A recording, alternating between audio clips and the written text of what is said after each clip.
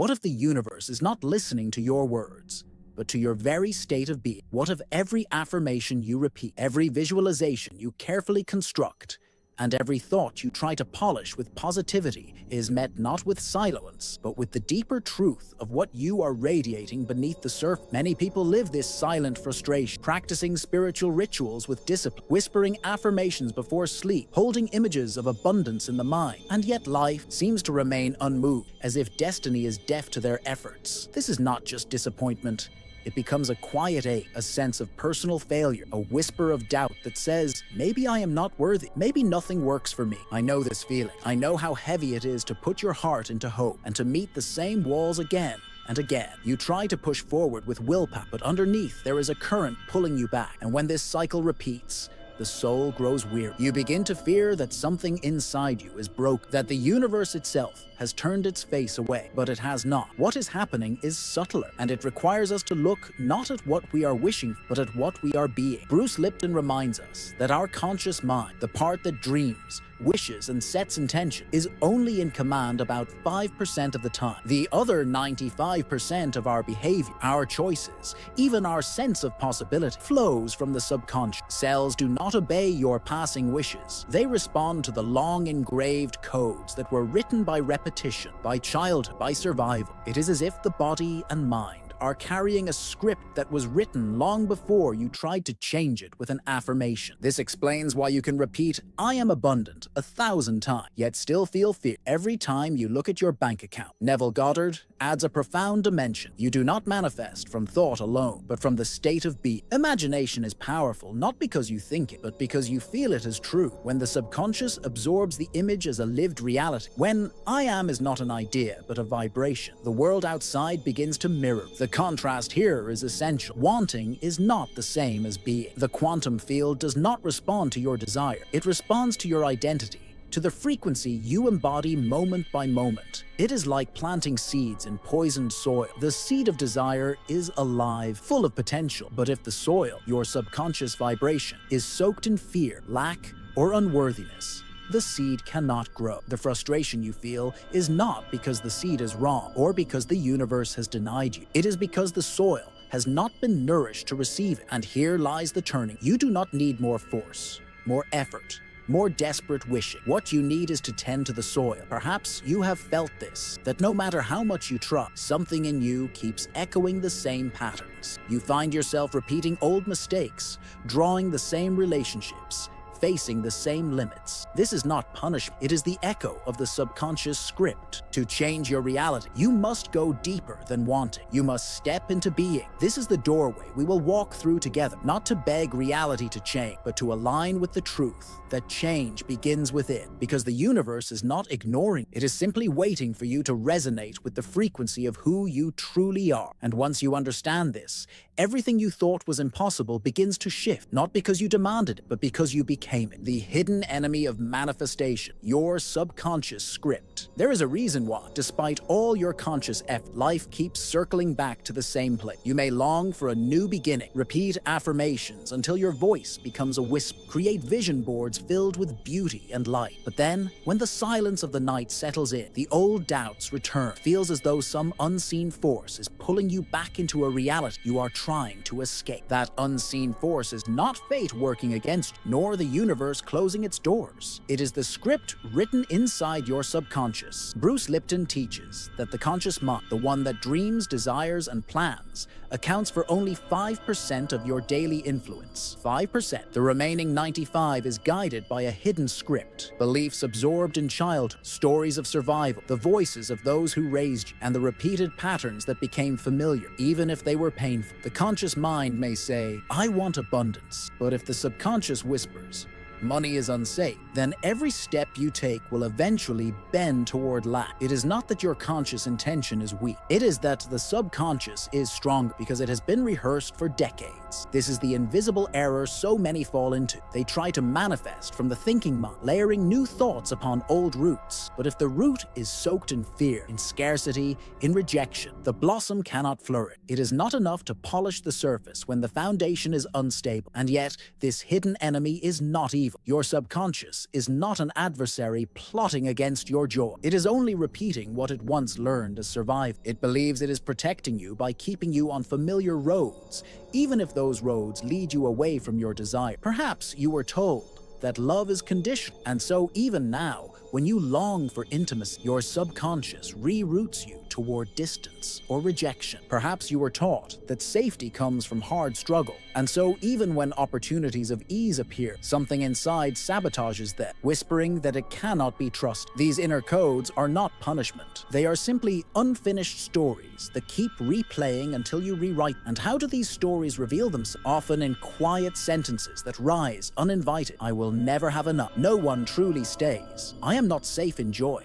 When such words arrive, they are not the truth of your soul, but echoes of an old map. It is as if you are trying to reach a new destination, but your inner GPS insists on using outdated routes. No matter where you try to go, it reroutes you back to the roads, because it was programmed to believe they are the only paths. The first step is not to fight this GPS, but to notice it, to observe the way your inner voice speaks about money, love, health, or work, to sit quietly with pen and paper and let the unconscious speak without censor. The words that surface may surprise you. They may reveal wounds you thought you had left behind, fears you never gave a voice to, or longings buried under layers of silence. And in seeing them, you begin the slow, sacred work of loosening their grip. For the subconscious is not your enemy. It is an old guardian trying to protect you with outdated codes. And once you begin to see the script it is reading, you realize you have the power to place a new script in its hands, one that reflects not just survival, but true creation. Why most fail when forcing the future? There comes a moment in the journey of manifestation when desire becomes urgency. You begin to look at the calendar, to count the day, to measure how far you are from where you wish to be. The waiting grows heavy, almost unbearable. In that pressure, you may try to force the future into the present, pulling it with all your will, demanding that it arrive now. But the more tightly you grasp, the further it seems to slip away. The future cannot be forced. It ripens like fruit in its season. And when we try to rush it, we create resistance in the very field that was meant to carry it to us. This urgency is not harmless. In the body, it shows up as restlessness, a racing heart, a mind that cannot be still. Neuroscience reveals that every time we crave the future with desperation, dopamine surges in the brain. For a brief moment, you feel the rush of possibility, but the crash that follows is not fulfillment. It is anxiety. The body begins to oscillate between spikes of hope and waves of disappointment, never reaching coherence, never settling into the quiet frequency where creation takes root. Here lies a profound paradox. The more you need something, the more you push it away. The quantum field is not tricked by desperate effort. It reflects coherence, not craving. It listens to the vibration beneath your request. If the request is woven with panic, fear, or obsession, the field mirrors not your words, but your unrest. What you ask for in words is irrelevant if the state you embody is, I don't have. Think of the butterfly inside its cocoon. It grows in silence, unseen. If you try to rip open the cocoon too soon, believing you are helping it escape fast, you do not liberate the butterfly. You destroy its becoming. Its wings were not ready to hold its weight, its body not prepared to take flight. In the same way, when you force your future, you crush the natural unfolding of transformation. You cut short the process that was building the strength to sustain what you asked for. The invitation is to turn away from impatience and into presence, to taste gratitude now, not as a trick to get more, but as the true vibration of wholeness. When you breathe deep and allow your heart to feel what it would be like to already be enough, already be safe, already be loved, the field responds. Not because you beg, but because your state aligned with the reality you seek. Gratitude is not a tool. It is the natural fragrance of coherence. You have felt the heaviness of waiting. You have known the pain of watching the future you long always seem to remain just out of reach. That pain is real, but the truth hidden beneath it is liberating. The moment you stop forcing and start embodying, the moment you allow the becoming to take its time, the future stops resisting. It no longer needs to be chased. It begins to rise within you, quietly, like dawn breaking after the longest night, the silent frequency that shapes your reality. There is a frequency beneath your words, beneath your thoughts, even beneath your intentions. It is not always loud, not always dramatic. In fact,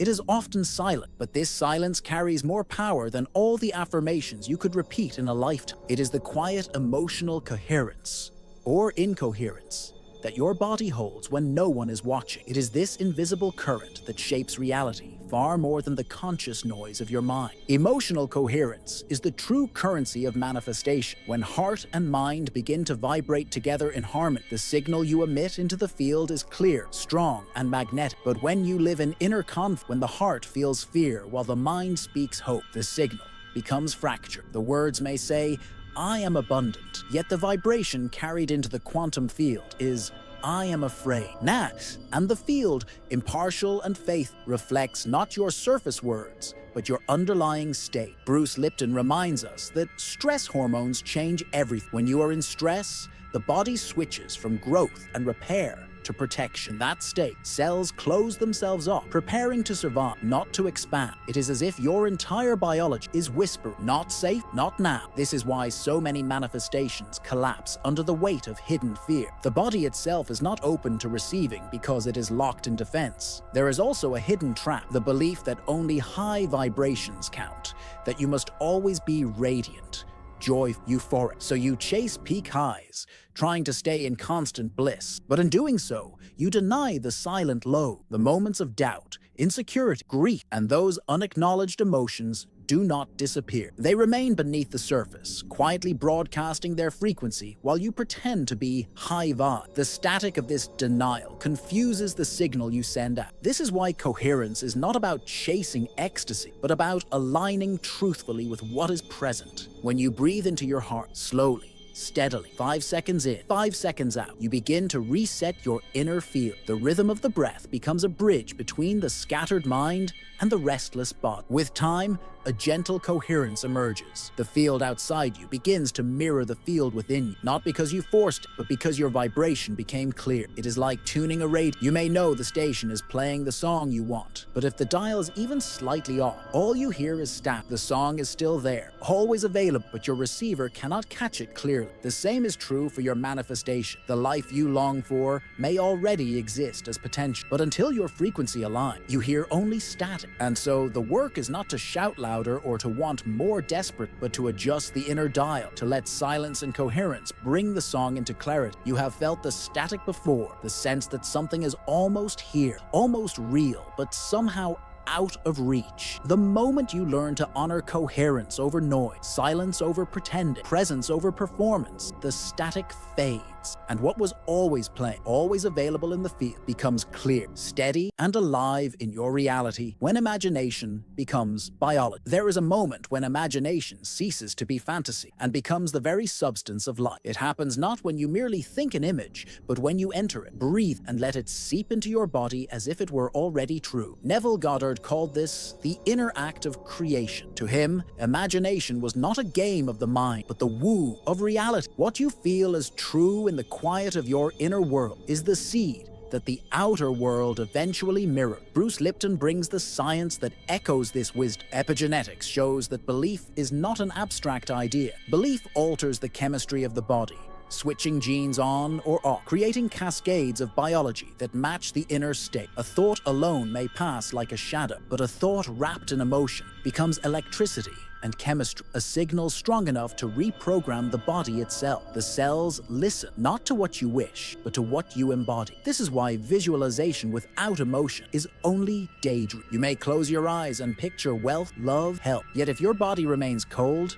detached, untouched, the image dissolves as quickly as it arrived. The subconscious does not respond to empty pictures. It responds to the vibration that comes when your heart beats faster, when your chest softens with warmth, when your lips curve into an involuntary smile. The body must be convinced before reality can be reshaped. Imagine the difference between watching a movie with no sound and watching the same film with a full soundtrack. The images alone tell part of the story, but it is the music that moves you, that makes the scene real, unforgettable, alive. Emotion is the soundtrack of imagination. Without it, the image is flat. With it, the image becomes a command, etched into the subconscious.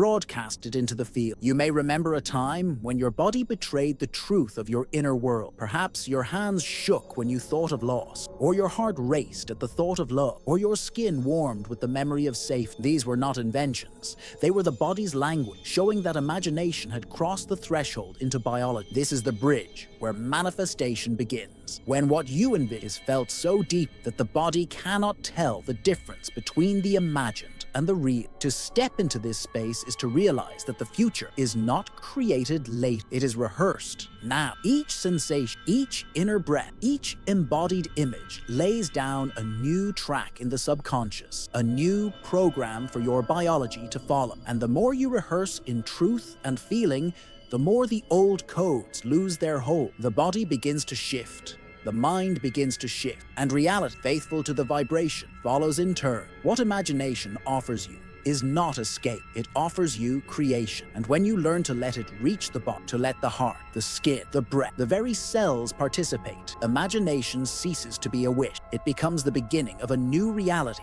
already unfolding within you. The subtle signs you're manifesting from fear. There are times when you do everything that seems right. You meditate faithfully, you write your desires with care, you repeat rituals until they become part of your daily rhythm. On the surface, it looks like devotion, but deep inside, beneath the surface of effort, something feels heavy, something feels forced. The truth is that many spiritual practices are not born from alignment, but from fear. And when fear is the foundation, no amount of ritual can hide the vibration it carries. This fear often shows itself as over-effort. You work harder and harder on your inner world, believing that if you just do enough, the universe will finally respond. But beneath the surface of the words and rituals is an energy that whispers, I don't have it, I'm not safe without it, I'm not enough as I am. The practice becomes less about connection and more about control. And control, no matter how spiritual it looks, still arises from lack. There is a subtle sign that reveals this. When your rituals feel less like sacred communion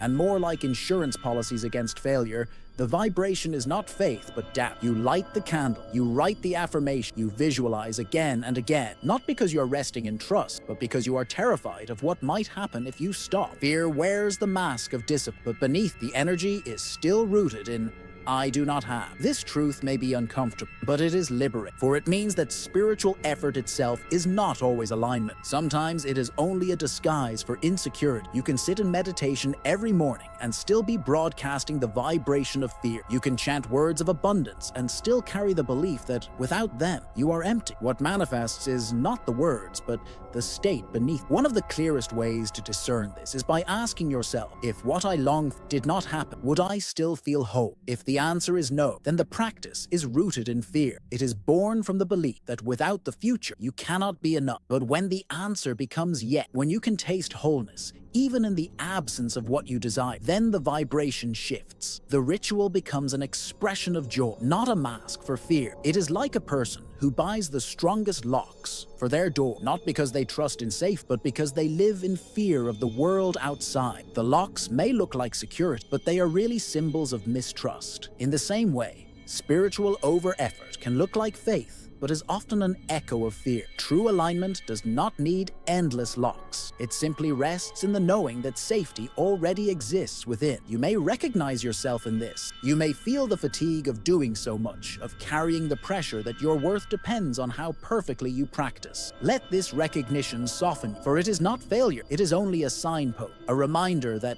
manifestation cannot be born from begging, from bargaining, from fear. It can only be born from being. And when fear is seen for what it is, it loses its grip. Then the practice no longer hides insecurity, but flows as a natural expression of a soul already whole, becoming, not begging. The real quantum shift. At the heart of manifestation lies a truth that feels both simple and revolutionary. Life does not give you what you want.